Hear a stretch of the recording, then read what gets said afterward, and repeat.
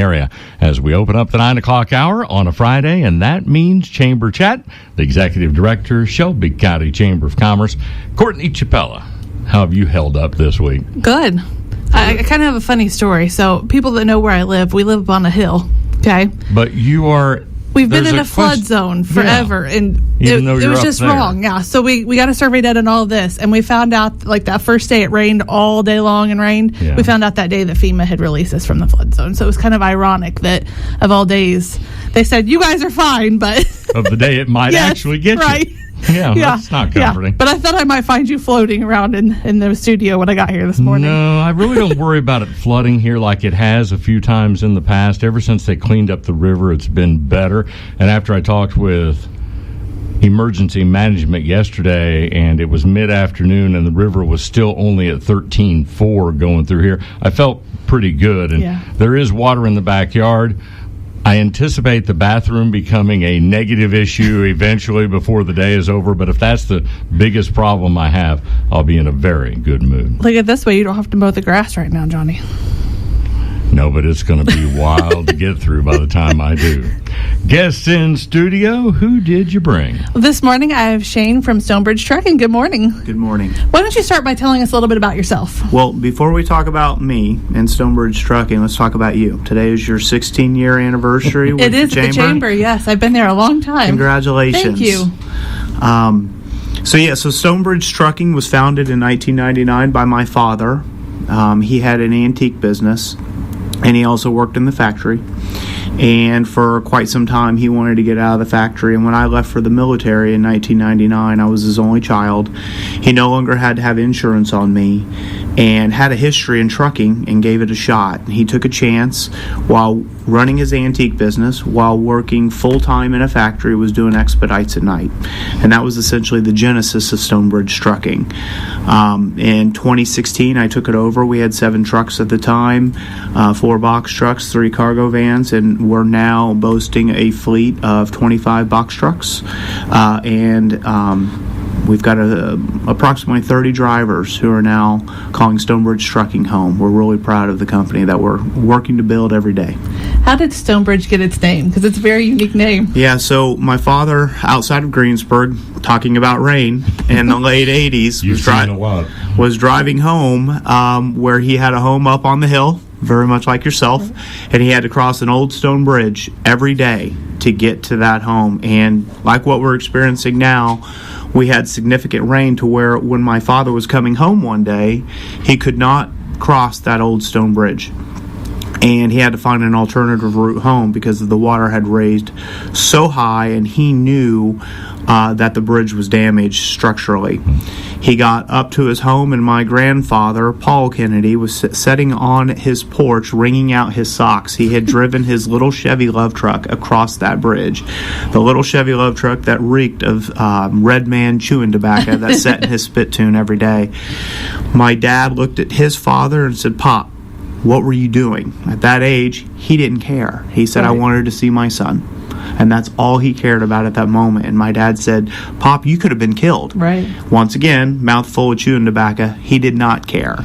And my dad looked at that bridge that day and said, "My father's the last person to cross that old stone bridge." The county came out pretty quickly afterwards. They had to tear it down and rebuild it. A few years later, my father started StoneBridge Antiques on the square of Greensburg, Indiana. And then that eventually led to StoneBridge Collections in the building where StoneBridge Trucking is today. That's a very cool story. Yeah, something I'm very proud of. Absolutely. You mentioned, so you're veteran owned? We are. Yes. So how has your military experience influenced your operation and company values? So my father is a Vietnam veteran. I just came back from Germany a month ago. I'm in the Air Force Reserves. I've been in a total of working on 28 years now in the military. And we're running a private company, right? The military and running a private company are two different things, but right. 60% of the drivers in our company are veterans. And with them, for our customers, whether we're expediting or we're doing dedicated trucking or liftgate service, the mission continues for our customers. They love the camaraderie that they get in a veteran-owned company. Mm-hmm. Also, One lesson you learn when you go through basic training in the U.S. Army is that everybody is an infantryman first, regardless of what job you sign up for in the U.S. Army. For that first 9 weeks of basic training, you are learning to be an infantryman.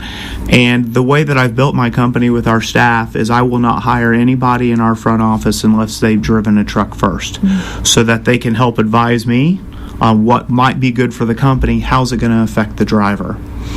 And they have to have driven first, and that's how I'm building the company one driver at a time through our staff. That's awesome. Can you talk a little bit more about your company culture and what that looks like?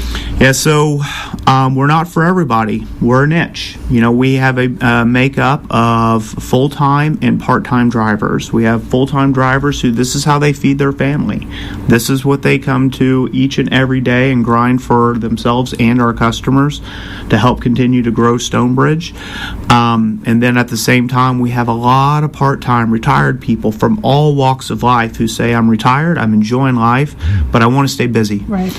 And together, we have really built something special there to where, once again, we're not exclusively veterans, but everybody there is there because they choose to be. They choose to be there, and we're still working on something very special. And you do a lot of other things for your employees. I know I've been invited at Christmas to some of the things that you've done. Do you want to talk a little bit about those things you provide? Well, sure. Once again, having been in the military for 28 years, it's important to be recognized for your efforts. And once a year, we have a StoneBridge Christmas party, in which it's a night that's not about work. It's about bringing the customers and the drivers together. Behind the company are people. If you know the person, you know the company, right. You know the service that we can offer. And it's very important for them to be realized and recognized as people, right? Not just another truck driver showing up to a dock. So you've talked about your services a little bit. So you've mentioned expedited liftgate. Can you kind of talk about what the difference of all those things is? Yeah, so we're a niche. We don't have any big rigs. We don't have any 18-wheelers. 26-foot box trucks, 24-foot box trucks, large Sprinter vans, transit vans, all the way down to a one-skid cargo van. That's all we do. That is our niche. That's the way my dad started it, and that's the way we build it today. And through those, through our fleet, we're able to offer dedicated trucking. We're able to offer expedited, 24/7 expedite to all 48 states. And then one of our niches lately, over the last 4 years, has become liftgate service. We are able to reach a lot of the hard-to-reach places where there isn't a dock, and they call us to fill that void. Can you give us an example of maybe what something your customer has requested, like what that would look like? Yeah, for instance, we do a lot of work in healthcare. We do a lot of work in hospital beds, and one important thing about a company is knowing the why. Why do we do what we do? And in 2020, I use this example quite often. We do a lot of work in manufacturing, a lot of work in automotive, things of the sort, but in 2020, during COVID, everybody was shutting down their factories because they were worried about getting their workforce sick. Well, healthcare didn't. Right. And some of our major customers build and ship hospital beds. And in a 3-month period, we delivered to over 50 different cities, even to downtown New York City, because we could get the beds on a smaller truck than a big rig. Easier to get into New York City with something smaller than a full-size truck. And we could deliver to side streets with our lift gates. And that was something we were all incredibly proud of, because it was a terrible time for our entire country, but we were a part of the healing process. So you've mentioned all those cities. You've also operated across the United States. Yep. So how do you maintain quality service when you have that broad of a footprint? Well, it's all about our drivers. It's about our drivers. We have, like I said, we have approximately 30 drivers in our fleet. Some of them say, Shane, I want to be out and home every night. And then some of them say, why am I home? Send me farther. Let's rock and roll.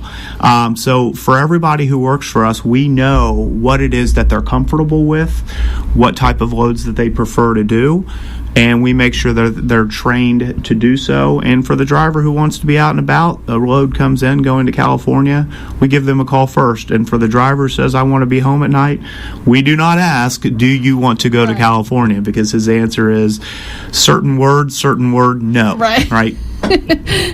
So you pride yourself on trust and reliability. Can you share an example how you've built a strong relationship with a lasting client over time? Yeah, so once again, my father started this company, and I am incredibly proud of it. I don't get all the credit. He built the foundation.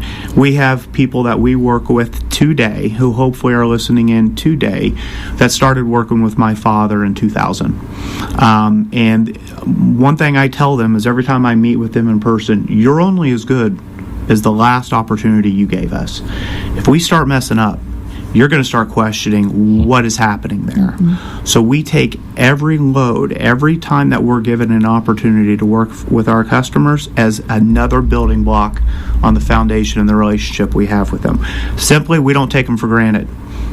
We appreciate whether we've been working with you for 2 years, 2 months, or 20 years. We appreciate every opportunity the day that it's given to us. Absolutely. So starting in 2000, technology has evolved greatly over that time. How has technology in trucking evolved? Yeah, so I would like to think that we are on the curve of technology, but we're probably still slightly behind, but we're working on it every day. Just over the last 3 years, we have updated our fleet with Samsara Fleet Tracking, which is one of the top tracking devices that you can put on all fleets for hours of service, driver hours of service tracking, and our customers get live tracking every time they request it. We also have full circle TMS, trucking and management software in every truck, so our customers can get live, up-to-date emails with paperwork when things are done. It was a big transition for our company, but it has been received very well, not only by our drivers, but also by our customers. It was a huge learning curve, but things are working, and I'm knocking on wood right now, as fluently as they ever have. Right. Kind of along those lines, everybody's talking about eco-friendly things. Is there anything that, trucking, I think it might be hard, but is there anything that you're implementing to kind of that eco-friendly piece? That's always a conversation I'd like to have. I think the last time we spoke, we have looked into, just full battery-powered vehicles, and it simply isn't in the cards for us yet. It really isn't, given how far we go. When you're an expediter, you can't be pulling over and charging for an hour at a time, hoping that your van can make it there. But if I could today, if it made financial sense, I would slap, what are the things you put on the, I can't even think of, solar panels. I would put solar panels all over our company, and I would power our vehicles as if we never needed diesel fuel again. But that is just not in the cards for us right now. So also, safety is crucial. Yeah. So what measures do you take to ensure the safety of your drivers? So we have protocols. We have a safety and compliance manager in-house who oversees everything, in which the moment the driver comes on and we do orientation, when they go through driver training, they have drivers who they will just ride along with for a couple days to see how we do business. And then after they've had a couple ride-alongs, they themselves will drive with a driver in the truck to make sure that they have a thorough understanding of all the safety protocols that need to go in place at all the different types of deliveries we do. On top of that, we have an outside company out of Martinsville, Indiana, who serves as an outside safety consultant for everything that we do. It's something that we take very serious because in our fleet, we have drivers ranging from the age of 25 all the way to 82. Wow. We have a couple gentlemen, we call them the Energizer Bunnies. They have more energy than I do, and they're still getting it done in the cargo vans. And their safety is absolutely paramount as well, whether you're in a cargo van or you're in a box truck. Okay. So what are some of the biggest challenges you think then are facing the trucking industry? Well, you would ask me to get political by doing that, and you have to be. Yeah, you would have to be incredibly careful. But it's dangerous out there. There are a lot of people in trucks who shouldn't be, and we're finally in a situation where we have an administration acknowledging that. I see it every day. Our drivers see it every day, and there's a huge void to fill in this industry moving forward over the next 20 years. Because we are going to have a driver shortage, and it's understanding that there are a lot of people coming here wanting to to drive for a living. The problem is they're not safe and they're not well credentialed. Right. That's our biggest challenge moving forward. We do things the right way. I'm proud of how we do it at StoneBridge. We do everything the right way. But I know we have competitors in this market. I will not name them, but I know they aren't doing things the right way. There are people who are driving trucks who are treated incredibly poorly. It's almost trafficking for trucking, the way that some of these drivers are being treated and what they're willing to work for. And it's somewhat inhumane. Right. I think the way that our industry is going to move forward is, I think there are a lot of people who would like to be in it, but because of the way others are handling themselves, it drives pay down. And at companies like mine, who try to pay a very fair wage, are always struggling to say, well, this guy underquoted us. I think that is our biggest challenge moving forward, are the people who we're going to have in our trucks being credentialed the right way. Right. This kind of tied it right into my next question. Is trucking's known for high turnover? So how do you retain and support good employees? Yep. So once again, people first. We have a rule at StoneBridge Trucking: family first, people first. There is no load more important than you. If you're ever in a situation where you don't feel safe, you absolutely need to let us know. We understand all the trials and tribulations that go out on the road. We try to take care of them every step of the way. Our drivers do not sleep in the trucks. We get hotels for every driver every day. You will not sleep in a truck at StoneBridge Trucking. Also, just trying to make sure that they are trained to the level they need to be successful.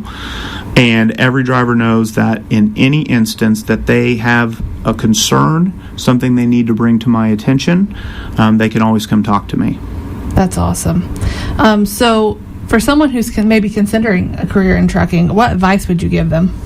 Well, I think our better days are ahead of us. Despite everything that I've said, there's always going to be a need in this industry.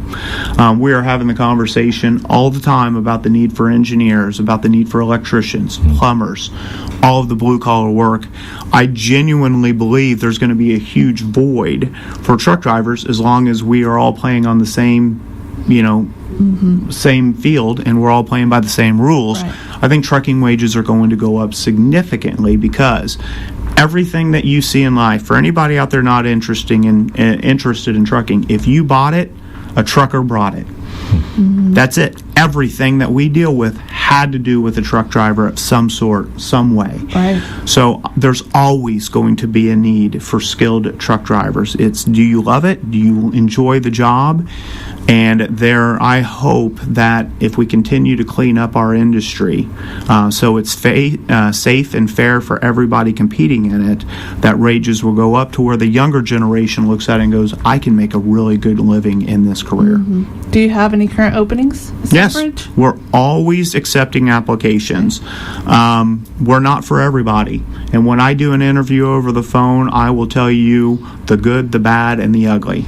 And for some people, this is the best place they've ever worked. They wish they would have came here 20 years ago. And for other people, they're like, you know what, this probably isn't a good fit for me, and I'll thank them for their time, and we'll move forward. Right. Absolutely. So how does StoneBridge participate in community outreach programs or charitable initiatives? Yeah, so one of the biggest things that I enjoy doing is people walk into StoneBridge Trucking all the time wanting a donation. All the time. And we pick and choose who we donate to. But one thing we like to offer is, this is our skill set. This is what we offer. And we are a trucking company. So quite often, we delivered goods down to Western Kentucky years ago when the tornadoes hit. We've been to Eastern Kentucky when tornadoes hit. 2 years ago, they had that devastating flood in Texas. One of our drivers loaded up a truck with his church and delivered to Texas. We are a trucking company, and we charged nothing to deliver all those things. This is what we do. So if we can help our community based on our service, I would rather put a truck up, a driver in a truck, pay for the fuel, pay for the service, and get that stuff delivered rather than just cutting somebody a blind check. Absolutely. If there's an honest need in our community in which they need some trucking services, come reach out to us. We'd be happy to help. So earlier you shared the story about going to New York City to deliver hospital beds, but is there any other particular unique or challenging story that you have? Oh, man. Where do we get started? Anytime you go to New York, it's an interesting, there's a story always to be told there. Quite often in California, when we get there, we just had drivers out there recently trying to, dodge all the issues that are going on in California, whether it's wildfires or anything like that. If it's too dangerous, we just don't take the load. Right. I'm never going to send anybody into that situation. Every day presents a new challenge. It's something we're really proud of. Nothing really sticks out to me at the moment. I know I'm going to walk out of here and go, I should have told that hilarious story that we dealt with. Just know that each and every day we put our best foot forward. Every day is a new challenge. We could do the same run 30 times, and there would be 5 different things happen over that, over those 30 times. I did not have that on the bingo card. How is this happening right now? But our job as a company is to adapt for our customer. Right. What's the future look like for StoneBridge Trucking? So, like I said, since my dad started it in 1999 with 2 trucks, I took it over in 2016 with 7 trucks, and now we've grown exponentially. I'm just trying to focus. I get asked all the time, do you want to get big rigs? Do you want to get big trucks? I don't. I think there is a very big market for what we do, and I want to specialize in what we do. I want to get better at what we do, and that is expediting and dedicated trucking with liftgate service, with box trucks, cargo vans, transit vans, and sprinters. Okay. That's what I want to focus on. I'm hoping we can continue to grow, but I don't want to grow to the point that we lose sight of who we are. Right. And right now we're a company who values its people, values its customers, and values customer service. When you call, a human being answers. Right. So if somebody wants to get a hold of you, if they're interested in your services, interested in maybe working for you, how can they get a hold of you? StoneBridgeTrucking.com. Come check out our website. Check out everything we're about. It's a very transparent website. We've got different links on there where you can apply for a job, and you can always just come in, walk in, shake our hand, and introduce yourself. We're always open to people walking in and saying hello. Perfect. Thanks for being on the air this morning. Once again, thanks for having me. Absolutely.